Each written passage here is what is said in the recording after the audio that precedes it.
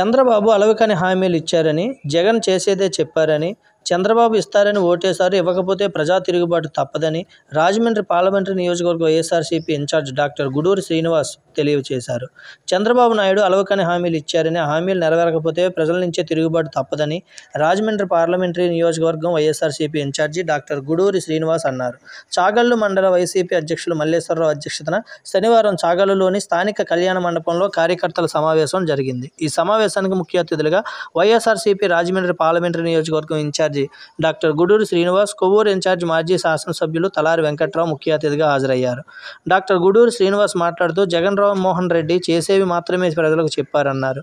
ఎన్నికల్లో గెలుపోటములలో సహజమని, 40% మనకు ఓట్లు పడ్డాయంటే అన్ని వర్గాల వారు మనకు ఓటు వేశారని, వారికి మనకే కేవలం 5% మాత్రమే ఓటింగ్ తేడా ఉందని, కుంగిపోవాల్సిన పని లేదన్నారు. చంద్రబాబు నాయుడు అలవికాని హామీలు ప్రలోభానికి జనం గురయ్యారని అనిపిస్తుందన్నారు. చంద్రబాబు దుష్ప్రచారం చేశారని కూడా అన్నారు. చంద్రబాబు నాయుడు ఇచ్చిన హామీలు అమలు కాని పక్షంలో ప్రజా తిరుగుబాటు తప్పదన్నారు. ఇస్తారని ఓటు వేశారని, ఇవ్వకపోతే ప్రజలే తిరుగుబాటు చేస్తారన్నారు.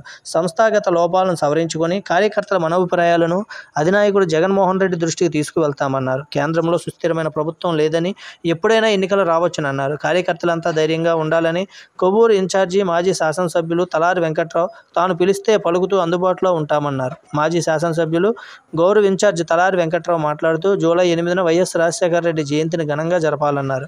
చాగల్లు ఎంపీపీ మట్టా వీరాస్వామి, వైఎస్ఆర్సీపీ జిల్లా ప్రచార కమిటీ అధ్యక్షుడు తోట రామకృష్ణ, కడాలి వెంకటేశ్వరరావు, నాయకులు జుజ్జవరపు రామచంద్రరావు, సూర్యప్రకాశ్రావు, ఇంటి వీర్రాజు, శ్రీనివాసరావు, గేడే ఏడుకొండలు, కంకటాల శ్రీనివాసరావు, ఆత్కూరి గోపీచంద్, మొక్కల ప్రసాద్, యార్లగడ్డ జోష్బాబు, సురేష్ చిన్నబాబు, సర్పంచులు రాము, మట్టా వెంకట్రావు, ముప్పిడి మహాలక్ష్మి తదితరులు మాట్లాడారు.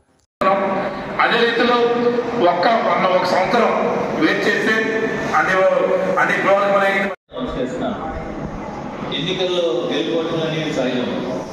ఇద్దరు నెగ్గరు, ఎప్పుడు ఒకళ్ళే నెగ్గుతారు. వీటిని సమదృష్టితో తీసుకోవాలి.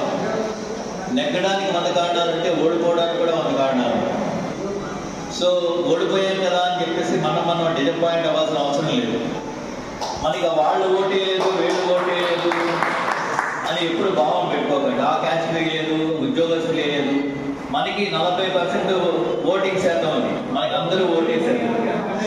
ఓన్లీ మనకి అధికారంలో వచ్చే తెలుగుదేశం పార్టీకి ఓన్లీ కేవలం 5% మాత్రమే డిఫరెన్స్.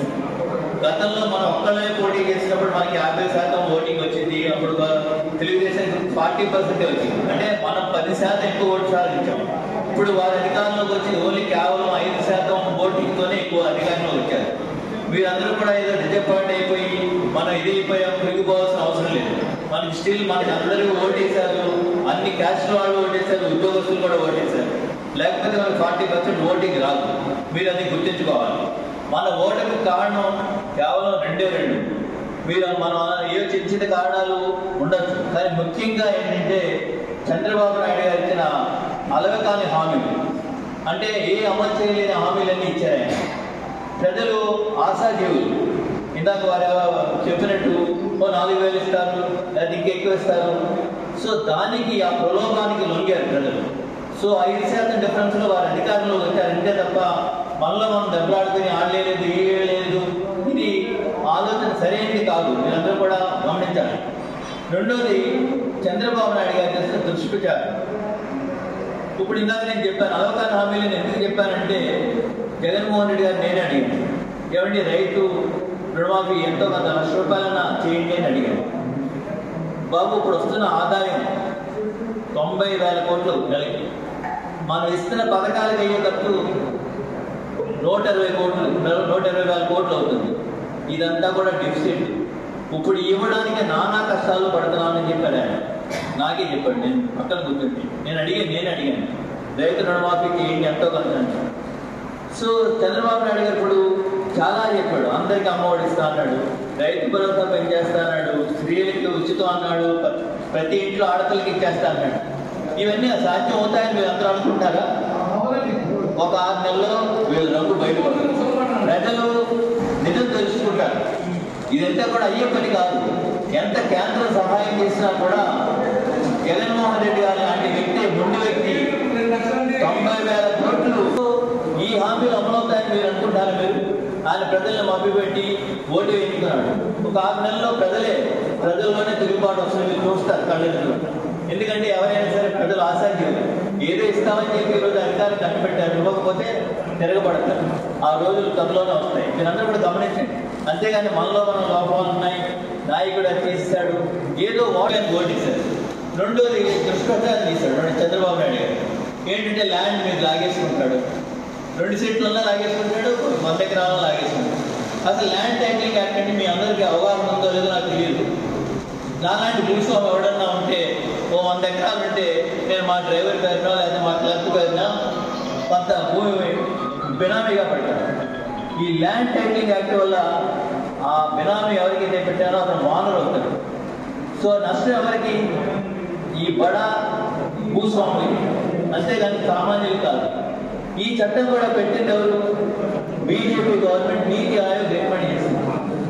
సో ఈ చంద్రబాబు నాయుడు గారు ఒక పనికిమాలను ఉన్నాడు, ఒక పీకే ఆడు సలహా ఇచ్చాడు. చివరిలో ఇది చేసే చివరి వారంలో ప్రజల్లో బాగా తీసుకెళ్ళలేదు.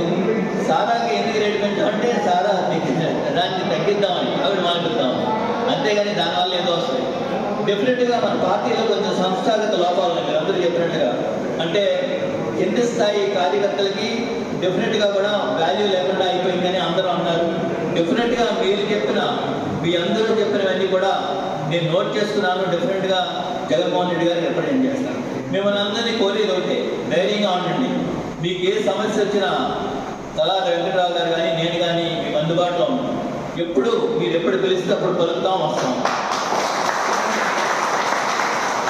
ఇంకోటి గుర్తించుకోవాల్సిన విషయం ఏంటంటే కేంద్ర ప్రభుత్వం సుస్థిరంగా లేదు, మైనారిటీ గవర్నమెంట్.